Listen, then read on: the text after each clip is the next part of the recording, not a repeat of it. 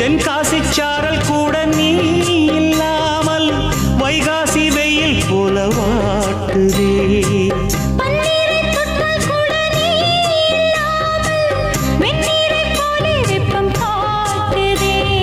மையளந்த கண்ணும் என் கையளந்த பெண்ணும் மின்சாரம் பாய்ச்சுமா.